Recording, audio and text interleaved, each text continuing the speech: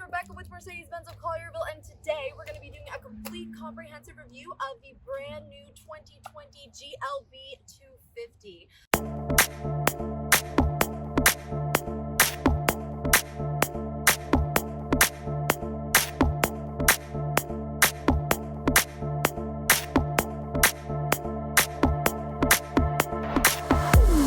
Once you're inside, you're looking at your brand new steering wheel with the touch pads, the left one controlling this middle screen here right in front of my steering column, and then you got the right side which controls your center screen here. I'm gonna hit this home button and I'm gonna change the look of my screen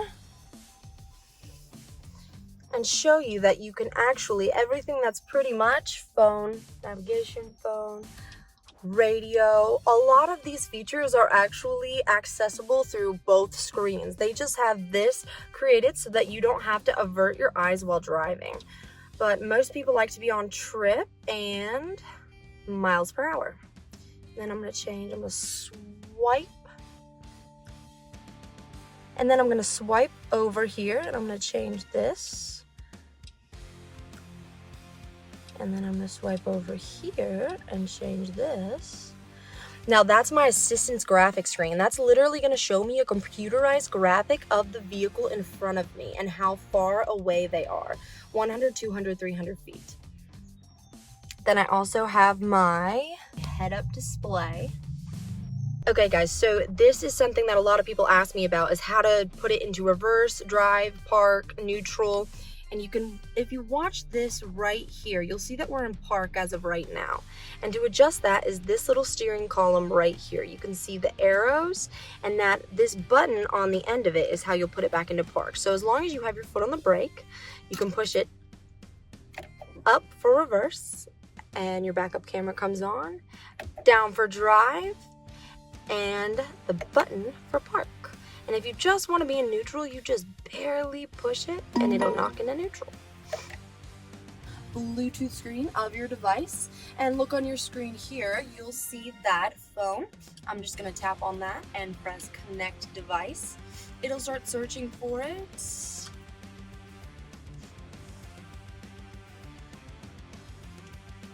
When it finds it, I'm RR right here.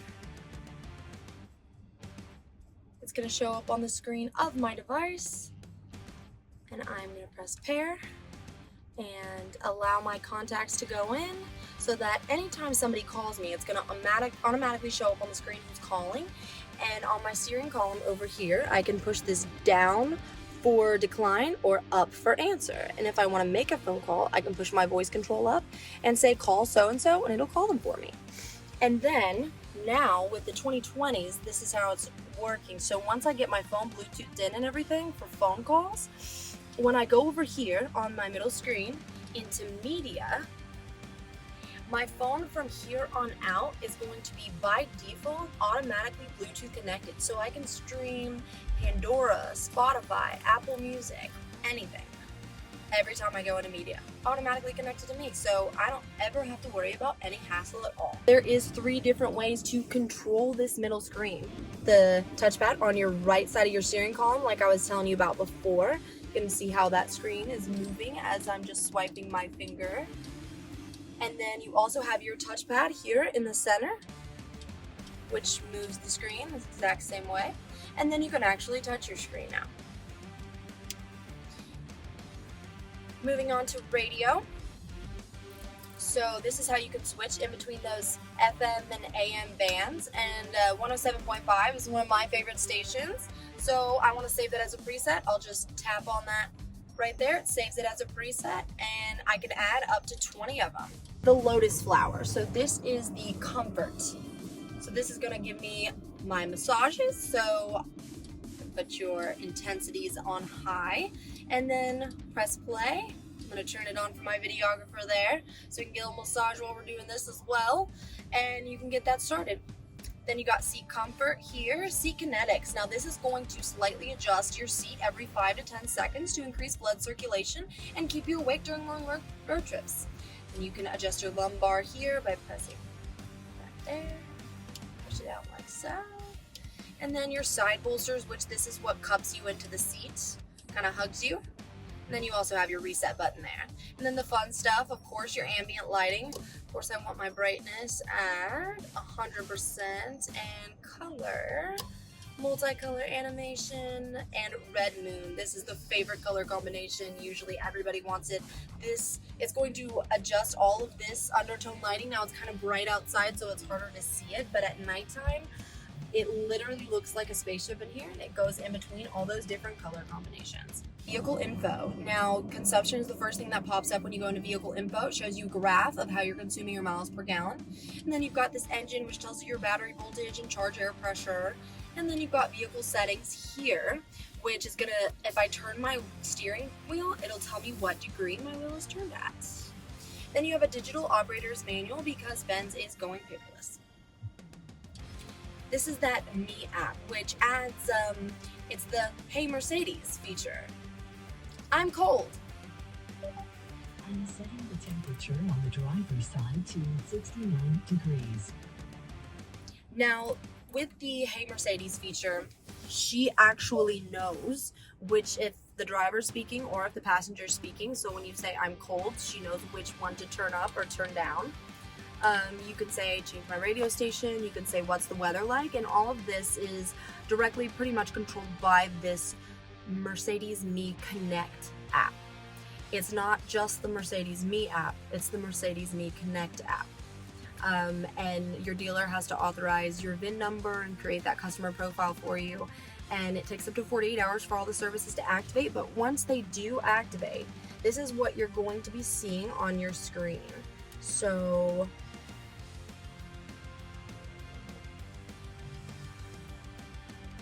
you'll see, now this is mine, but you'll see your odometer reading, your fuel percentage, miles till empty. This is how I can turn my engine on or off to get that climate going. Say I know I'm about to leave the house within the next 10 minutes. I can start my engine to get that heat going so it's warm when I get out there. And then you can lock or unlock your vehicle from anywhere in the world. It'll let you know tire pressures, whether your starter battery's low, if a window's open, if the trunk's open, if your next service is coming up due. And then I can actually also press on my locator here and tap on this here and get an exact address of where my vehicle's located with walking directions, driving directions, all that. And then vehicle settings. So we've got quick access, your ESP, that's like your traction control. It's going to take all those horses away from you in case it ever catches you slipping. And then your head-up display, this is how you can completely just turn it off and back on again. And then you've got your assistance, your active brake assist. Now this is, if your vehicle thinks you're going to rear end the car in front of you, it's going to actively start braking for you. You'll hear 3 beeps, and by that 3rd beep, if you haven't braked, it's going to. And then you have attention assist. So over the next few weeks, this vehicle is going to be recording your driving habits. So say one day maybe you're a little distracted and you're overcorrecting more than usual. It's going to send you this little coffee cup on your command screen and say, hey, you're not being yourself. Maybe you should pull over and take a break. And then you've got your blind spot assist, which are the triangles in your side view mirror. Now, if somebody is in your blind spot, it's going to highlight red. And if you put your blinker on to go in the lane anyway, it's going to beep at you and blink 3 times. And then you've got vehicle. So you have your dynamic select. Now, every time you get into your vehicle, you're going to notice this C right here. That means that we are in comfort mode, but we can change that anytime with this button here. So I can push it up or down. Now I can be in drive, I can be going 40 miles an hour, I can be going 140 miles an hour. Does not matter. As soon as I push this changes. Eco is going to save you the mess on gas. Comfort is the smoothest, most comfortable ride for you. Sport's going to make that gas pedal more sensitive and steering column stiffer. And then individual configuration basically means if you like that stiffer driving in sports mode, you can set your steering wheel to sports mode and your engine to comfort. But comfort is set by default, so I'm going to leave us there.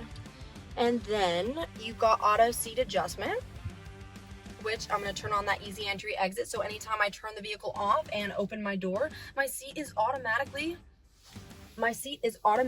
going to roll backwards to make more room for me to get in and out. And when I get back in and turn it on, it goes right back to where I saved it as. Your rear view camera automatically activates whenever you put the vehicle in reverse. And then I can choose whether I want my vehicle to make a sound when I lock it. So I can actually have it muted to where when I get out of my car and hit the lock button, that it won't make a noise at all. Or I can have it go beep beep. And then you've got your automatic door lock, which means anytime you get over a speed of 10 miles per hour, those doors are gonna automatically lock for me. And then automatic mirror folding. So anytime I get out, hit the lock button, those mirrors are gonna automatically fold in. And anytime I hit the unlock button, they're gonna automatically fold back out again. Ambient lighting, which we already said, there are multiple ways to access different features in the vehicle. And your exterior lighting delay. So after you turn off the vehicle, how long would you like your exterior lights to stay on for? I usually suggest people stay between 15 and 30 seconds. Anything longer than that usually makes people feel like they didn't shut off their electronics. And then your interior lights will stay on for 15 seconds as well. And then your daytime running lights, those beautiful LED strips, you want to keep those activated. And your locator lighting, I would suggest leaving activated as well. This just means anytime it's dark out, you're walking out to your vehicle from the store, you don't know where it is, hit that unlock button, all those exterior lights are going to come on so you know exactly where your vehicle is located. And then you have the system settings. Now, designs and displays. We're in sports mode right now, but I can change it to progressive if I want, and that's going to change all the color scheming here. I really do love progressive. And then sport is what we were just in. And then you also have classic mode as well. I'm going to leave us in sport because that's where we were. And then I'm going to display brightness. Normally people like this on 2. And day night, automatic. Controls, medium. You don't want touch bar tap. I found that it's overly sensitive. And normal, good, electronic. This is when it says online voice control subscriber deactivated. That means that the app has not been activated for this vehicle yet. So no one has purchased this vehicle and the dealership has not connected it to their account yet. So it's not active, which means the vehicle doesn't have internet access. So I couldn't say, hey Mercedes, what's the weather like? So because she doesn't have that internet access. So you want to get that activated as soon as possible. Most dealers are going to activate it same day that you purchase the vehicle. And then audio, entertainment, you can set your bass, midtones, treble, sound focus, sound profiles, you want to have that on surround, and phone 3031, those are good, 29 is perfect for voice outputs, normal, good, and then voice amplification to the rear. And this is something that is so cool, you guys. So I nerd out for this, but a customer actually taught me this, which was so interesting. These little round speaker looking things that are right above your driver and passenger head. A lot of people ask me, what are those? It's voice amplification to the rear, so the people in the back seat can automatically hear you so much better. If I do like a little scratch, you can really hear it so much better. We don't notice it because immediately when we get into the vehicle it's activated, but it is just the coolest thing. Sorry, nerd. Your daylight saving time is also on auto as well, so you're not going to have to worry about setting the time in the vehicle again. If you do ever sell this vehicle, turn it in, trade it in, anything along those lines, go ahead and do a factory reset so you make sure to wipe out all of your personal information. That's just some of the advice that I give to my customers. Now, whenever people turn in cars here, I make sure to do that automatically and to check for that. So, but not all dealers are necessarily going to do that. So that's why I advise as personal turning it in, make sure you do that just to protect your own personal information. We have our wireless charging port. 5 seconds to pop up, and there it is. It'll tell you wireless charging started. It's a USB port here. Now this USB port is special.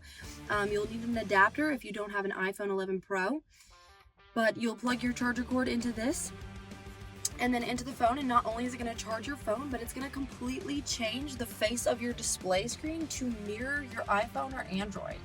Hard buttons for everything I showed you, Navi map, radio, media, telephone, favorites, and our vehicle settings. And then to open this box up here, just press that button. You've got 2 USB ports in here for charging as well, just like the one up here that's capable of the Apple CarPlay and Android Auto, but the ones in here are just normal charging ports. Your garage door programming is these 3 buttons right here underneath your rear view mirror. And there is directions in your manual on how to program your garage door as well.